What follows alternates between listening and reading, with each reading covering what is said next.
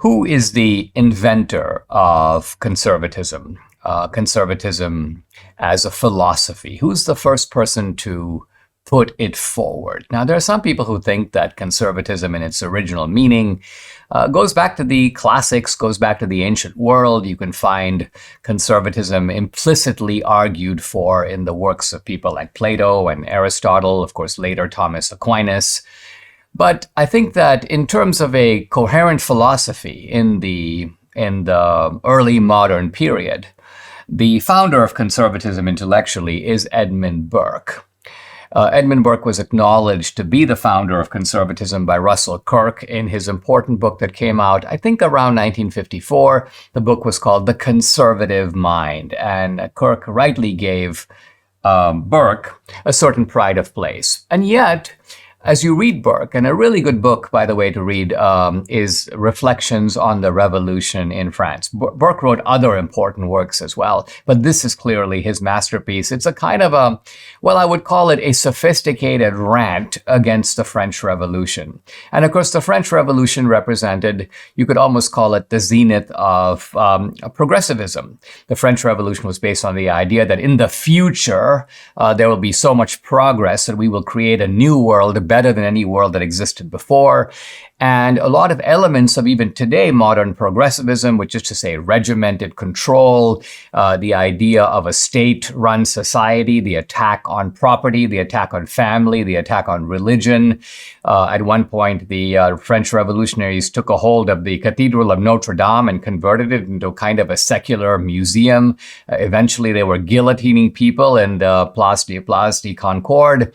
So you have this atrocious phenomenon, the French Revolution, by the way, based upon noble ideals, liberty, equality, fraternity. I don't think I would disagree in principle with any of those. I believe in liberty. I believe in equality, not equality of condition, but certainly equality of rights and equality of opportunity, where it is pragmatic and reasonable to have that. And I also believe in fraternity, the idea that we have a sort of brotherhood with our fellow citizens, and also underneath that and deeper, a universal concept of human brotherhood, which of course is advocated by Christianity. But nevertheless, the French Revolution in its actions went to extremes and embodied, I think, a loathsome philosophy, and Burke rightly reacted against this in his sort of brilliant fulmination. And yet, when you see the things that Burke is arguing about today, they make no sense to us. In other words, it's difficult for us to fully identify with them. Number one, Burke defends monarchy. For Burke, monarchy is something that represents the sort of accumulated wisdom of the past. There have been monarchs going back to ancient times. Burke, of course, realizes they can be bad kings and good kings, but he thinks that if you have a good king exercising authority legitimately, and to some degree, Burke was not opposed to constitutional monarchy, in which there is power reserved for parliament, power reserved for the courts. But Burke had no problem with monarchy. He had no problem with aristocracy. And he makes a sort of, I would say, almost unqualified defense of tradition. For Burke, tradition is good, and Burke's argument is, I think, mostly right, which is that we need tradition because it's the accumulated, tried and true wisdom that has come through practice. It's only when you practice things, you put them into effect, that you realize that they work or they don't work. I'm trying to make a bicycle. Let me take my concepts, which are drawn in a blueprint, a piece of paper, and see if I can make the bicycle actually go on the road. And similarly for political institutions. Burke was very cautious about sort of ripping down things because you can sort of almost embody the Burkean philosophy like this. Don't take a fence down unless you know why the guy who put it up.